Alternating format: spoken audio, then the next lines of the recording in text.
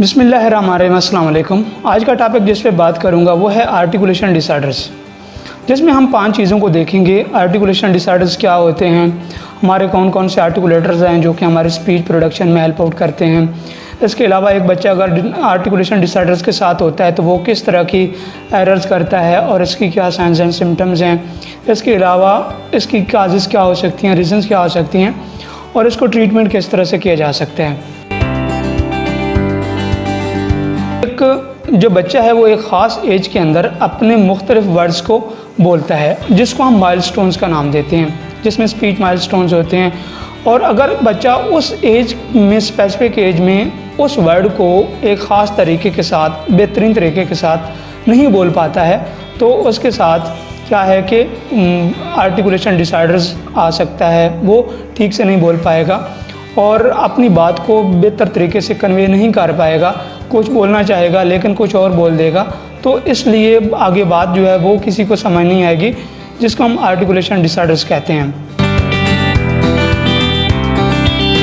Lips हैं, हमारी ज़बान है, हमारे दांत हैं, हमारा अनसॉफ्ट पैलेट है ऊपर वाला। इसके बाद हमारी जो है कौवा जिसको बोलते हैं वो है, हमारे ये वॉइस बॉक्स है जिनको हम लैरिंग्स फेरिंग्स का नाम देते हैं, और हमारे लंग्स हैं। ये हमारी स्पीच के अंदर क्या है कि हेल्प आउट करते हैं। एक बच्चा अगर आर्टिकुलेशन डिसऑर्डर्स के साथ है तो वो 4 तरह से जो है ना प्रॉब्लम का शिकार होता है, प्रॉब्लम करता है, जिसका एक्रोनियम है सोडा, जिसमें S stands for substitution, O for omission, D for distortion and A for addition. Substitution का मतलब क्या है, एक बच्चा बोलते हुए किसी भी लफ्ज़ को एक लफ्ज़ के साथ चेंज कर देता है। मिसाल के तौर पर वो रैबिट को वैबिट बोलेगा, खाना को थाना बोलेगा, कुत्ते को तुत्ता बोलेगा। क्या है, वो सब्स्टिट्यूट कर रहा है एक लफ्ज़ को दूसरे लफ्ज़ के साथ। जैसे उसने खाना खाफ को ते के साथ सब्स्टिट्यूट कर दिया है, तो ये सब्स्टिट्यूशन है।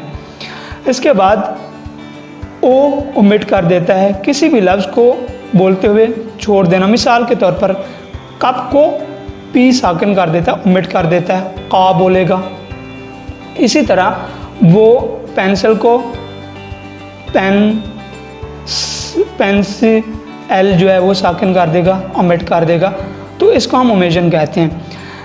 डिस्टॉर्शन डी से, जिसमें वो अल्फाज को बिल्कुल तोड़ फोड़ देता है, हमें समझ ही नहीं आती कि वो क्या बोल रहा है, बेसिकली बोलना क्या चाह रहा है। वो मुझे इतना नामा का नाना देना है, तो इस तरह से वो क्या है, अल्फाज को तोड़ मोड़ देना, किसी किस्म की समझ नहीं आती। और फिर ए स्टैंड फॉर एडिशन, बोलते हुए अल्फाज के अंदर कोई भी लफ्ज़ है उसको ऐड कर देता है। मिसाल के तौर पर ब्लैक शर्ट, उसको बोलेगा ब्लैक शर्ट, तो ये क्या है, एक लफ्ज़ को उसने ऐड कर दिया है, साथ में मिला दिया है, तो ये उसकी साइंस एंड सिम्टम्स होती हैं। एक को हम फंक्शनल काज बोलते हैं और दूसरे को हम ऑर्गेनिक काज बोलते हैं। फंक्शनल काज में हमें मालूम नहीं होता कि जो बच्चा आर्टिकुलेशन डिसऑर्डर्स का शिकार है उसके रीज़न क्या है, वो क्यों ऐसा कर रहा है, जबकि हमें ऑर्गेनिक के अंदर पता होता है कि इसकी क्या रीज़न्स हो सकती हैं। लिप क्लिफ्ट का नाम दिया जाता है, इस तरह से तालू कटा होता है जिसको क्लेफ्ट पैलेट का नाम दिया जाता है। इस तरह से अगर एक बच्चा जो है वो सेरिब्रल पाल्जी के साथ है तो भी इशू आ सकता है। एक बच्चा मिसाल के तौर पर हियरिंग इम्पेयरमेंट के साथ है, तो क्या है, ये ऑर्गेनिक रीजंस हैं जिसका हमें पता है कि इस वजह से जो आर्टिकुलेशन एरर्स हैं वो आ रहे हैं।